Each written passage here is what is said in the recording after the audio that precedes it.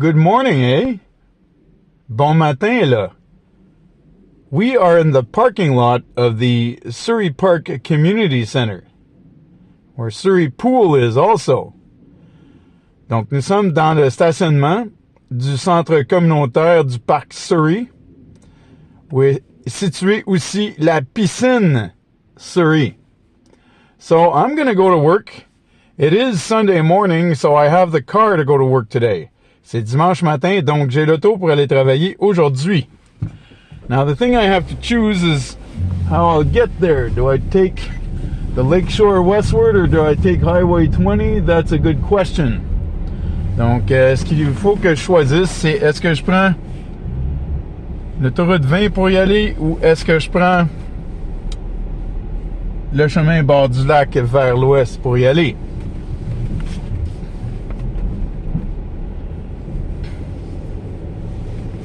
Now, it's a beautiful morning, but it's extremely cold. Donc, c'est un très beau matin, mais il fait extrêmement froid. With the wind chill, it's about minus 31 degrees. Avec le facteur vent, il fait à peu près moins 31 degrés. All right. So, this is a street called Parkfield Avenue. Ici, on est sur une rue qui s'appelle l'avenue Parkfield. And we're headed towards Neptune Boulevard. Donc, on s'en vient vers le boulevard Neptune. We're going to turn here and go towards Cardinal Avenue. On va tourner ici, on se dirige vers l'avenue Cardinal. And yes, even when I have the car, one of my buddies there is waiting for me. A good old-fashioned friendly train is there again this morning. Et même quand j'ai l'auto, il y a un de mes chums, un bon vieux train qui m'attend, comme d'habitude. There you go. He's just sitting there waiting for me. He says, I gotta wait for Steph. Il est juste assis là qui m'attend. Il s'est dit, je dois attendre Steph ce matin, comme d'habitude. As usual. Okay, so we're heading westward now on Cardinal Avenue. On se dirige vers l'ouest maintenant sur l'avenue Cardinal. I guess at the time it is now, I may have to take Highway 20, because if I take Lakeshore Drive or Lakeshore Road, both names are used, I could get there a bit too tight. It's a longer ways to go on there. The speed is much slower, speed limit. Donc, je pense que je vais être obligé de prendre la 20 parce que à l'heure qui est rendue, si je prends le chemin bord du lac, il se peut que j'arrive un peu serré parce que la limite de vitesse est beaucoup plus lente sur le chemin bord du lac que sur l'autoroute 20, bien sûr. I would like to do a few pointers on Quebec French while I'm with you. I have a good friend from Winnipeg who actually noticed very well that there is a big difference in the way we word things in Quebec French compared to international French. Donc, ça se peut que je parle un petit peu de particularité du français québécois ce matin. Parce que j'ai une auditrice, une bonne amie à moi de Winnipeg, qui a remarqué qu'il y a une différence entre la façon qu'on prononce les choses et qu'on exprime les choses en français québécois par rapport au français international.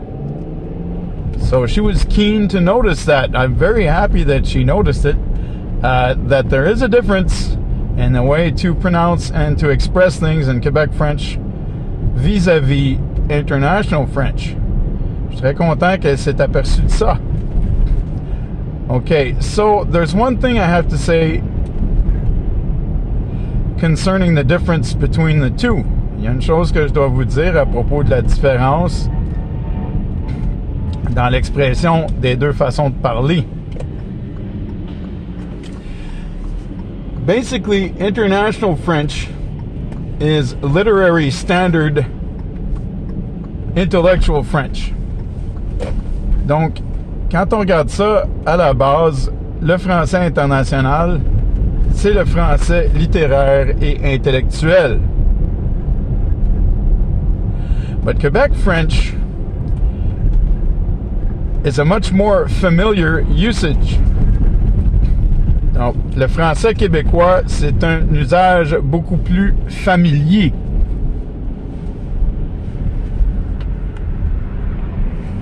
So basically, Quebec French is a convention or a consensus of verbally understood wording of the French language, understood by a large enough group of people for it to become a standard version of spoken French. Donc, le français québécois, dans le fond, c'est un consensus verbal d'un assez grand groupe de personnes qui ont réussi à atteindre un consensus sur une façon compréhensible de parler français verbalement. So it's a consensus, basically, of verbally understood French in a large group of people, freed of the literary limitations of the French grammar, basically in its strictest forms. Donc, c'est une version du français qui est libérée de la grammaire, dans le fond, de la forme grammaticale strictement appliquée de la langue française. Because international French is literary grammatical French. So when you speak it and when you listen to it, it's like speaking and listening to a book. Donc, quand on parle le français littéraire international, c'est comme si on parlait comme un livre, et c'est comme si on écoutait parler un livre quand quelqu'un nous parle. When somebody is speaking literary international French to you, it's like as if a book is talking back to you. OK? Donc, c'est comme si un livre nous parlait quand quelqu'un nous parle le français littéraire international. But when you speak Quebec French and when you hear Quebec French,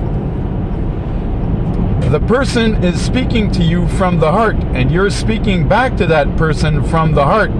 So the heart feeds your mind, and you speak out what your heart is telling you to speak. Donc, quand on parle le français québécois, on parle du cœur. Le cœur parle à notre intelligence et lui dit quoi dire, et ça sort naturellement comme ça. Donc, c'est le cœur qui parle à travers l'intelligence quand on parle le français québécois. So it's the heart that's speaking through the intelligence when you speak Quebec French.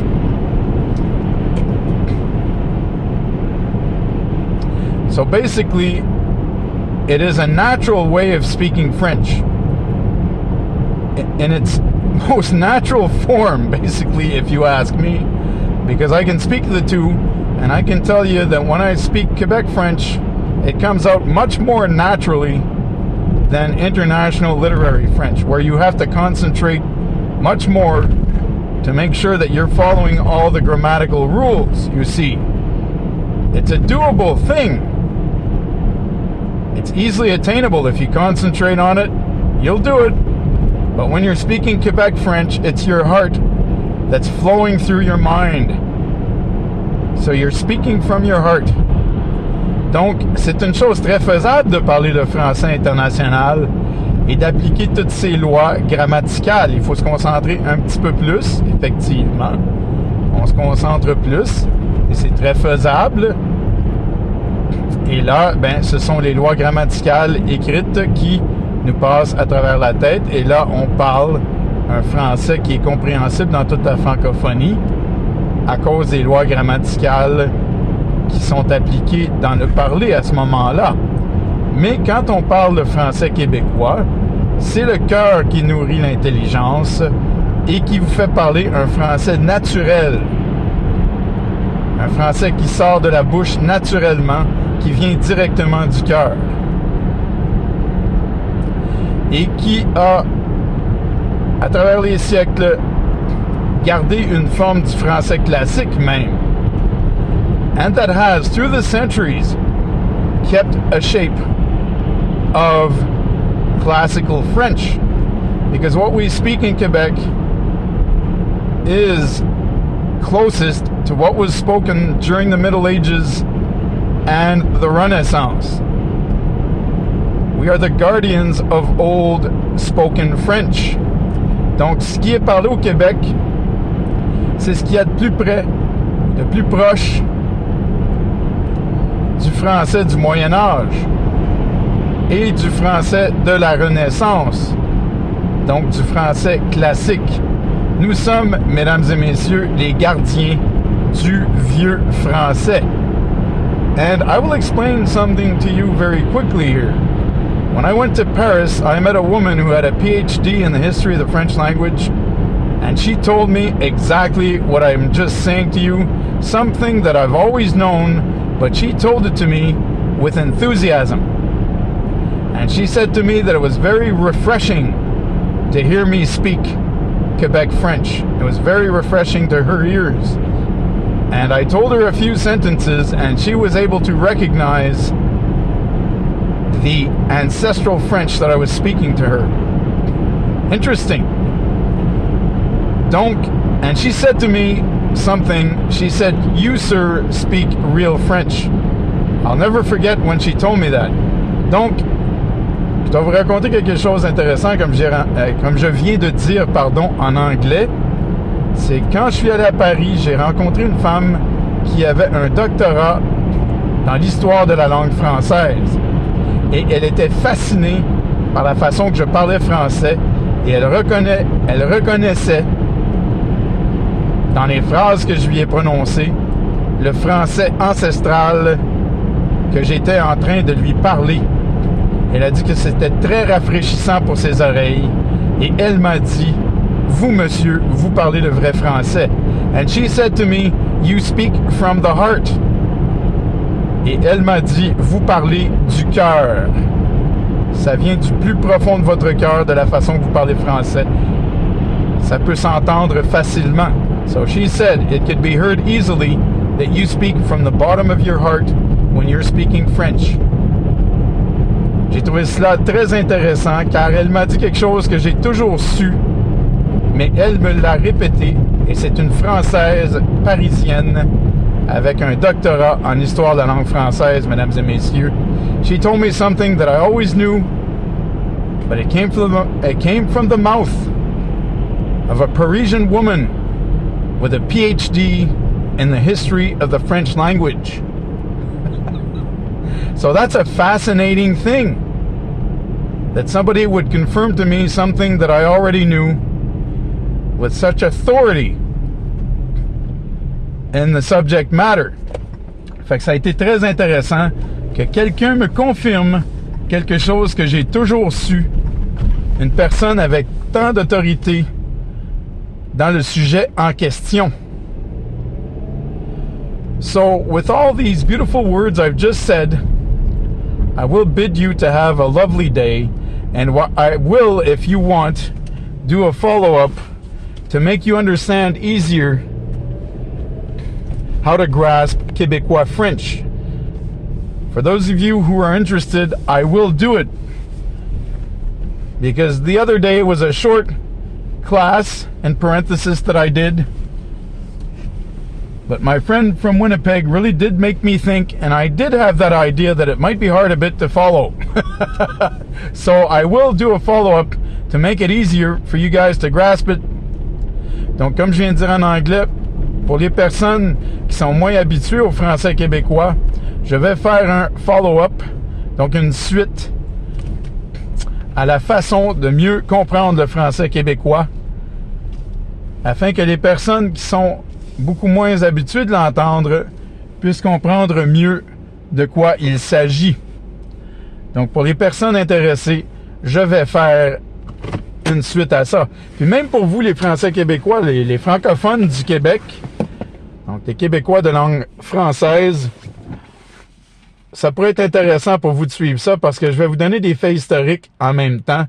pour que vous sachiez pourquoi on parle de la manière qu'on parle. And even for French Canadians from Quebec, it would be interesting to listen to because I will give you historical reasons for why we speak the way we do. Donc, il y a des raisons historiques pourquoi nous parlons de la manière que nous parlons en tant que Canadiens, Français, Québécois. Et même les Franco-Ontariens. Et tous les francophones du Canada, incluant les Acadiens aussi. So, I will make you understand, I will speak to you about why we speak the way we do, and explain to you the historical reasons why we speak the way we do as French-Canadian Québécois. And also Franco-Ontarians and all Francophones from Canada, including Acadians from New Brunswick. Donc, incluant les Acadiens du Nouveau-Brunswick et les Acadiens de partout, dans le fond, parce qu'il y en a au Québec aussi. And Acadians from Quebec also and from everywhere. There are historical reasons why we speak the way we speak. Whether it be Canadian Québécois French or Acadian French. Donc, il y a des raisons historiques pourquoi nous parlons de la manière que nous parlons, que ce soit le français canadien, québécois entre guillemets, ou le français acadien.